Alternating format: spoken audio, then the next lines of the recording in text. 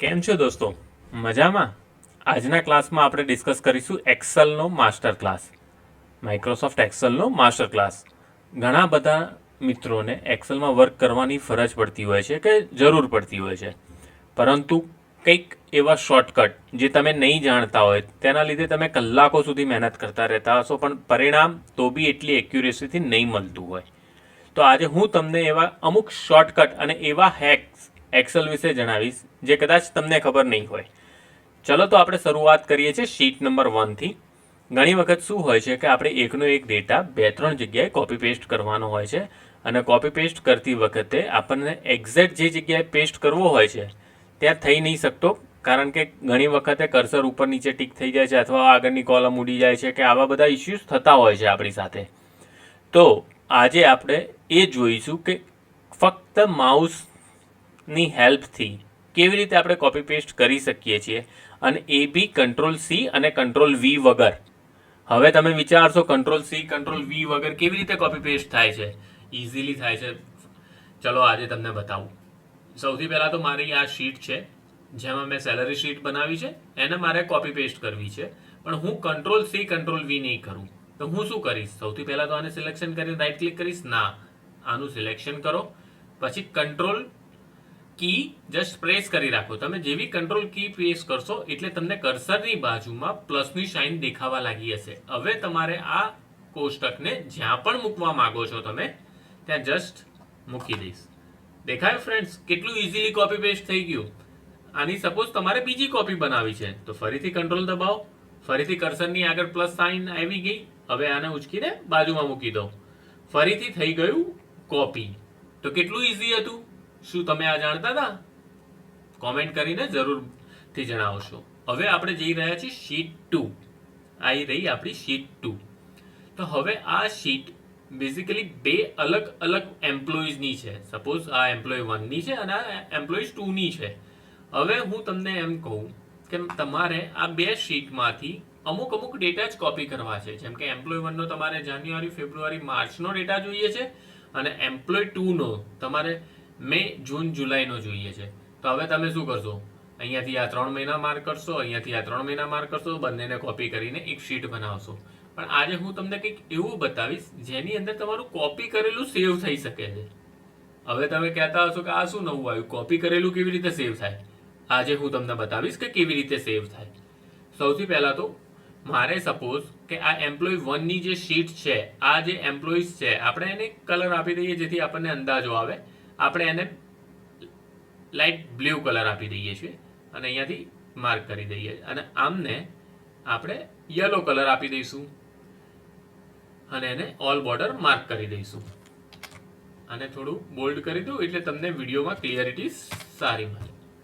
હવે સપોઝ કે મારે એમ્પ્લોય 1ની પહેલા 6 મહિનાની ડિટેલ્સ જોઈએ છે અને એમ્પ્લોય 2ની લાસ્ટ 6 મંથની ડિટેલ્સ જોઈએ છે. તો હું શું કરીશ? તો આ ક્લિપબોર્ડ, આ જે તમને અહીંયા દેખાવી રહ્યું છે ને, એનો યુઝ કરીશ. આમાં તમારામાંથી કેટલાને ક્લિપબોર્ડનો યુઝ કરતા આવડે છે દોસ્તો? આવડતું હોય તો કોમેન્ટ કરીને જરૂરથી જણાવજો. ચલો બતાવું કેવી રીતે. સપોઝ મારે જાન્યુઆરી, ફેબ્રુઆરી, માર્ચ, એપ્રિલ, મે, જૂન આ 6 મહિનાની એમ્પ્લોય 1ની ડિટેલ જોઈએ છે. તો હું શું કરીશ? આ ક્લિપબોર્ડ ઉપર ટિક કરીશ. સૌથી પહેલાં તો આ મારું જૂનું કોપી કરેલું છે અને હું ક્લિયર ઓલ કરી દઈશ. હવે કંટ્રોલ-C કર્યું અને પછી જુલાઈ, ઓગસ્ટ અને ડિસેમ્બરની મારે જોઈએ છે એમ્પ્લોય 2ની, એને બી મેં કંટ્રોલ-C કર્યું.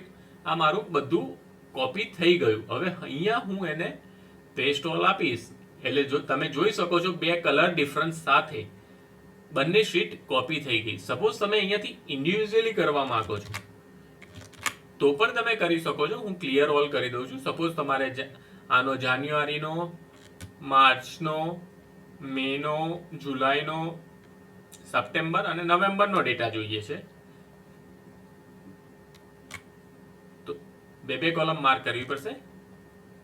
આ રીતે તમારે ડેટા જોઈએ છે, જુલાઈ, સપ્ટેમ્બર, નવેમ્બર. ઠીક છે, આ મેં કોપી કરી લીધો. હવે તમારે એમ્પ્લોય 2નો જે ડેટા જોઈએ છે, ફેબ્રુઆરી, એપ્રિલ, જૂન, ઓગસ્ટ, ફેબ્રુઆરી, એપ્રિલ, જૂન, ઓગસ્ટ, ઓક્ટોબર અને ડિસેમ્બરનો જોઈએ છે. તો આને પણ હું કંટ્રોલ સી કરી દઈશ અને હવે અહીંયા જઈને પેસ્ટ ઓલ આપીશ તો આ રીતે ડેટા આવી જશે. સમજી ગયા મિત્રો? આ કેટલું ઈઝી છે, શું તમે આ જાણતા હતા? ચલો હવે આપણે જઈશું આપણી સ્લાઇડ નંબર 3 ઉપર. અહીંયા હવે આપણે ક્લિપબોર્ડની જરૂર નથી. હવે મિત્રો આપણે ઘણી જગ્યાએ ઓફિસમાં પ્રેઝન્ટેશન આપવા જતા હોઈએ તો ચાર્ટ કેવી રીતે બનાવવા, એ બહુ મોટો ઘણાના મનમાં પ્રશ્ન હોય છે કે ચાર્ટ, લોકો પ્રેઝન્ટેશનમાં ચાર્ટ બનાવીને લઈને આવે છે, કેટલા મસ્ત દેખાતા હોય છે, હું કેવી રીતે બનાવીશ? ફ્રેન્ડ્સ, તમે એક ક્લિકથી ચાર્ટ બનાવી શકો છો અને એ પણ અલગ અલગ પ્રકારના. કેવી રીતે? ચલો સમજાવું. આ જાન્યુઆરી મહિનાની સેલરી છે, મેં એને અહીંયા માર્ક કરી લીધી. હવે મારે કશું જ નથી કરવાનું, ફક્ત કંટ્રોલનું બટન પ્રેસ કરવાનું છે. કંટ્રોલનું બટન પ્રેસ કરીશ એટલે મને અહીંયા આટલા ઓપ્શન દેખાશે, એમાં હું ચાર્ટમાં જતો રહીશ. અહીંયા મારે લાઈન ચાર્ટ જોઈએ તો લાઈન ચાર્ટ, અને જે રીતનો ચાર્ટ જોઈતો હશે એ મને આપી દેશે. મેં અહીંયા પેસ્ટ કર્યું. હવે મને અહીંયા આ ચાર્ટ મળી ગયો છે. સોરી, આ ચાર્ટ અહીંયા આવી ગયો છે. હવે સપોઝ મારે આ ચાર્ટની અંદર આ શીટનો ડેટા બી નાખી દેવો છે, તો કશું જ નથી કરવાનું દોસ્તો. આ એમ્પ્લોય 1 બ્લુ કલરમાં છે, આ એમ્પ્લોય 2 નો સેલરી કોપી કરીશ અને ચાર્ટ ઉપર ટિક કરીને પેસ્ટ આપી દઈશ. તો એમ્પ્લોય 2 યલો કલરમાં દેખાવા લાગી. હવે સપોઝ તમારે આ જે ચાર્ટ છે, આપણે આ જે ચાર્ટ બનાવ્યો જાન્યુઆરી, ફેબ્રુઆરી, માર્ચ, એને તમારે બીજી ચાર્ટ પેટર્નમાં જોઈએ છે, પાઈ પેટર્નમાં. તો તમે જોઈ શકો છો કે આ પાઈ પેટર્નમાં બી ચાર્ટ તૈયાર થઈ ગયો આપણા માટે. તો કેટલું ઈઝી હતું. ચાર્ટ ગ્રાફિક્સ બનાવવા પણ એકદમ ઈઝી છે અને એટ્રેક્ટિવ વેમાં બની રહ્યા છે, કેટલી સરળતાથી. ચલો હવે આપણે જઈ રહ્યા છીએ આપણી શીટ નંબર 4 ઉપર. 4 નંબરની શીટ. બેઝિકલી આ શીટ બનાવી છે મેં શિક્ષકોના માટે, જે લોકોને શિક્ષકોને બાળકોના ગુણપત્રક, યાને આપણે કહીએ કે માર્કશીટ બનાવવા માટે એમને બહુ ઉપયોગી સાબિત થશે. સૌથી પહેલા તો તમને એક વસ્તુ એ બતાવી હતી કે અહીંયા તમે જોઈ શકો છો કે દરેક વ્યક્તિના નામ છે. એ વ્યક્તિના નામની સામે ઉપર સબ્જેક્ટ છે અને એના ટોટલ માર્ક્સ છે. હવે આમાંથી કેટલામાં મેં કઈ કોલમની અંદર મેં કન્ડિશન લગાવી છે અને કઈ કોલમમાં કન્ડિશન નથી લગાવી. સપોઝ કોઈની પાસે એક્સેલ શીટ ગઈ અને એને કન્ડિશન હટાવીને ટાઈપ કરી દીધું, તો આપણને કેવી રીતે ખબર પડશે કે આની ઉપર મારા ફોર્મ્યુલા લગાવેલા હટી ગયા છે? તો એના માટે સૌથી પહેલા આપણે કરીશું આ આખી શીટને માર્ક, બરાબર. પછી કંટ્રોલ દબાવીને આપણા કર્સરની પહેલા એસ્કેપની નીચેનું બટન શાઇનની લેંગ્વેજ દબાવીશું.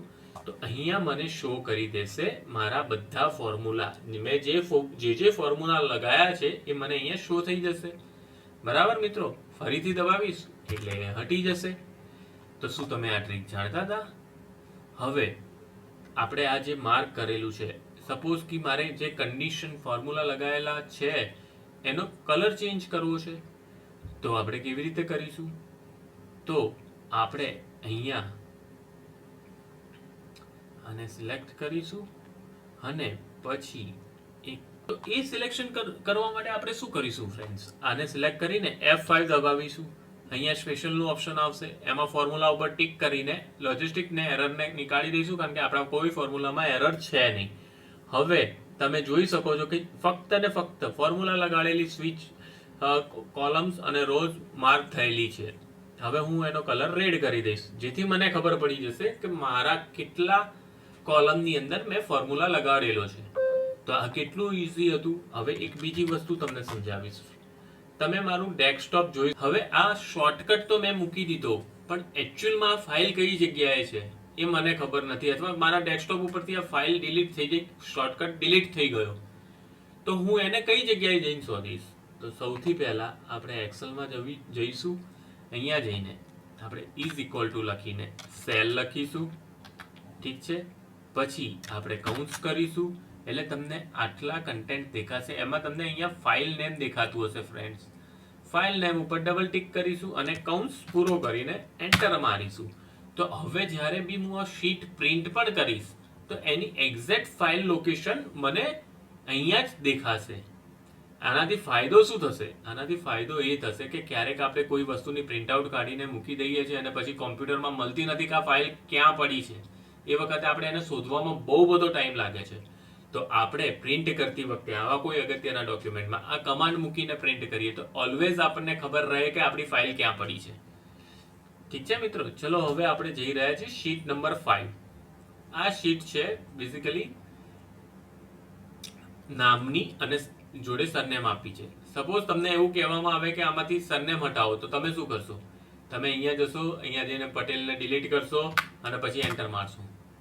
તો આવું 1 લાખ રોનો ડેટા છે તો તમે કેવી રીતે કરશો મિત્રો? પોસિબલ બનશે? નહીં બને ને. તો આપણે શું કરીશું? અહીંયા જેમ હતું એમ હું લખી દઉં છું. ઠીક છે, આપણે આનું સિલેક્શન કરીશું. ફાઇન્ડ એન્ડ રિપ્લેસ આ ઓપ્શન આપણે બહુ વખત જોયેલું છે. તો આપણે અહીંયા આપીશું સ્પેસ સ્ટાર એન્ડ રિપ્લેસમાં જઈને રિપ્લેસ ઓલ. તમે જોઈ શકો છો મિત્રો અહીંયાથી સરનેમ હટી ગઈ. હવે સપોઝ આમાંથી ફર્સ્ટ નેમ હટાવવા છે તો શું કરીશું?